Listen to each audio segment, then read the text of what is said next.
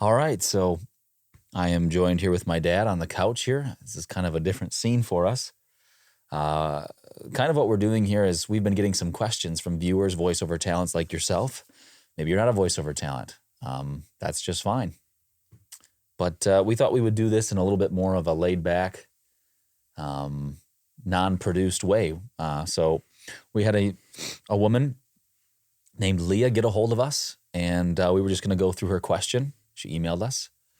And we were just going to give kind of our 2 cents about it and kind of spitball. So here is Leah's email. Hi there, gentlemen. I just watched my first of your YouTube videos and will likely become a groupie, so get ready. I did voiceover training and a few gigs in my 30s in Los Angeles. I'm finally going after it, a side hustle with a full-time job to start at 54. Sigh. Time's a-wasting. Here's our question. I just started email campaigning last night and loved and appreciated your wonderful videos on this subject after the fact. Thanks, Leah. Thank you for that. My question is whether you have any do's and don'ts before I get 8,000 emails into the process. I sent my first 50 last night. That's a start. Below is a sample of what I sent out last night. So she sent us a template that she sends out, and we'll go through that for you, Leah. And then maybe we can send you what ours look like so that you have an idea. Okay, so her first question is, let me find it here, sorry. Does she need basically a professional picture for her template? I don't know if you want to go first. I can take a crack at it just because I'm newer. I just started my 3rd year in voiceover. And my first probably 6 months, I didn't have a picture at all. So I booked some jobs. Maybe it helped to get a picture. I didn't do a professional one. I still don't have a professional one. I took it with my iPhone here, and then I edited it. So as we talked about, somebody who knows something about camera stuff, professional photography probably looks at it and says, that's not good. But I just have a picture on there with my LinkedIn. I don't have a website. That's another conversation. Anyway, does a profile or a professional picture need to be put in your... Why did you think that? Because I've never had one. But you have a logo, which I think the reason that I decided to put one in there, because I think it shows some it's kind of a validation of who you are. It's social proof. Like, hey, you can at least see a human picture. Side of it, especially like a human side of it. Oh, that's a real human being I'm getting an email from. If you have a logo, that's probably fine too. I don't have that right now, but I have a picture, so it shows me, and I think that's a personal touch. So you're always trying to. Your point of view is you're always trying to have a personal touch. And when you're mass emailing, I mean, Leah talks about sending out 50. By the way, great job. That's a great start. A lot of people don't ever get to 50. You've sent 50, in one fell swoop. But when you're doing email, not to go down too deep into the woods, but there's a lot of talk about really personalizing it. I don't do that. But what I try to do is I try to get a name off of a website or at least a team, like John Doe Productions team. Hello, John Doe Production team. Or if you can't get somebody's specific name, a creative director or producer or whatever. And so the personal side of it is already you're not real personable because it's not a real personal thing, a direct email marketing, because you don't really know the person. And so having a face on there is your point of view, or a logo that shows, hey, I'm legitimate. I've at least taken the time to personalize my own business enough so that it's like, hey, this person maybe runs a legitimate business. I've never done it, and you said it's because of a logo. I go back and forth. Some people swear by having a headshot. I don't. One of the reasons I don't is, like I've told you before, I've had gray hair for a lot of my life. I'm 63 years old, but I still get hired a lot of times for a 35-year-old or a 45-year-old or 55-year-old. And I don't want a producer or something to see my headshot and see all the gray hair and the wrinkles and say, he's an old man. He can't do this. And nor, I might, encourage younger people to do that if they're real baby face looking, but yet they can do older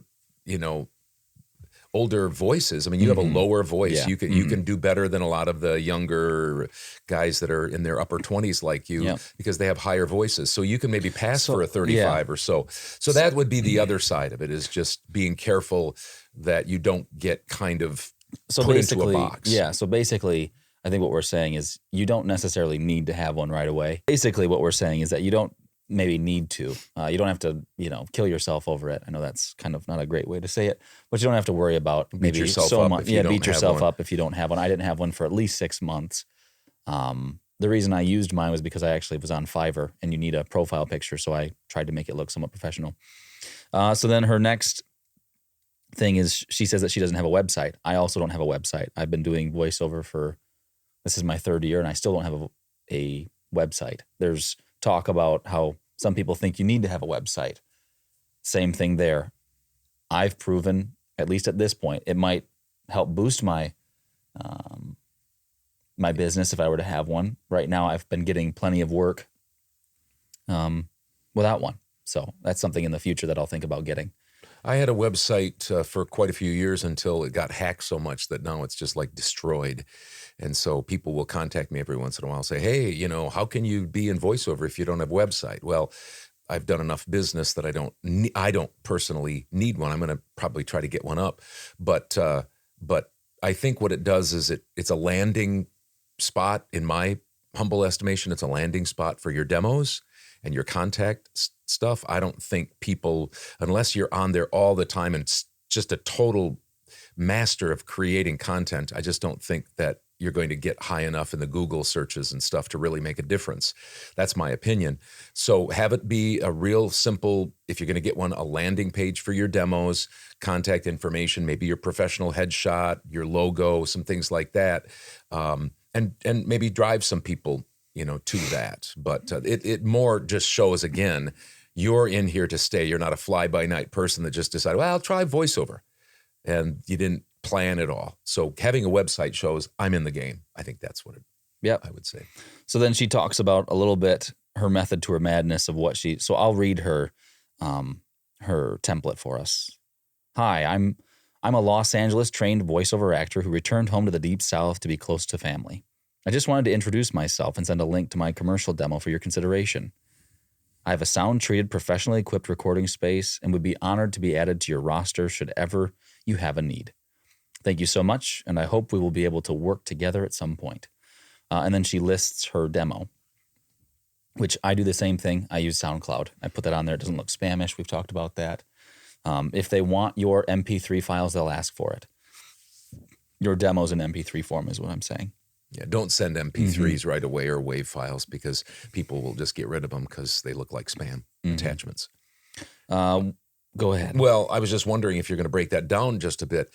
If I was planning on it. Oh, okay. Well, I was just going to say overall, Leah, I would give you a B+ or A for that email. And the reason is because so many people, A, try to get cute with their email, or B, they try to tell their life story. And you didn't do that. Or they search to try to find what the director of the business at the company is, what's their favorite color and what kind of dog do they have and all this stuff. And it's like, well, you could be sending that email to them, spend all that time to find that information, and they could just put it right in the trash bin. Right. Yeah. And that's an overall thing. I was thinking specifically to that, that the only thing, the reason I didn't give it an A+, and again, this is my humble opinion, is because I would try to get my demos further up, my link to the SoundCloud demo. I'd try to get that further up. In other words, I think she mentions demo. I'd put it right there. And then the other stuff below that. I think the first paragraph is excellent. Then I'd get to the demo right away so they don't have to scroll, whether on their phone or desktop. And I'd want that to be right up to the top because the bottom line is people want to know what you sound like. What can you do for me? They want to say, what's this person's voice sound like? Oh, I've got a project. I like the voice. You want to get to that right away. Yeah, so like Dad said, I'd probably put it right after that first that first paragraph right between the would be honored to be added to your roster should you ever have any need, demos. And then thanks so much. I hope we are able to work together at some point. Yeah. Then you have your contact information, which is great. They'll be able to get a hold of you. Everybody says thank you at the end, or sincerely, or I'd love to work with you and serve your fine clients. They won't even have to look at that. If they see that signature at the end, they know what you're going to say. You want to get to your demos right away because that's your calling card. That's your resume. Mm-hmm. So then she just asks, any input, please? Any type of company I should target beyond video production companies, e-learning companies, advertising agencies? Voice rosters,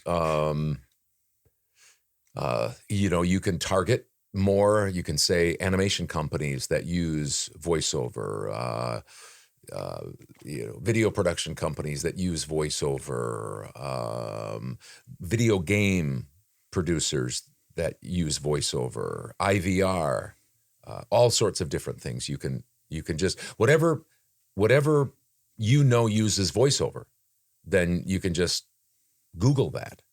And what I started doing was I started Googling the 10 largest cities in each state.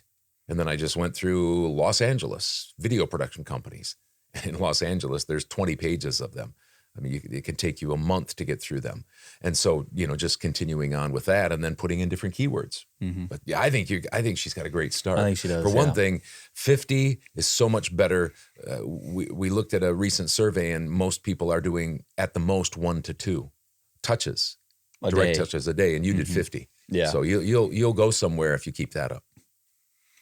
Yeah. So that's kind of, that's going to be kind of the, template that we use here, the format, I should say, that we use. Dad and I'll answer people's questions. If you want your question answered, you have questions for us, even if it's about our own businesses or how we do things like Leah did. We have another gentleman that wanted to hear more about your story, how you got into voiceover and stuff like that. So if you like this type of setup, then and you want us to answer your questions, feel free to email us.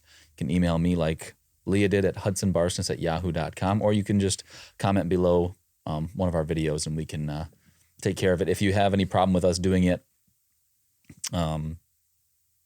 public, then we'd be happy to answer your questions privately. So there's that. So thanks for taking the time. Thank you, Leah, for the question. And hopefully you will be able to do more of these together. So we'll see you later.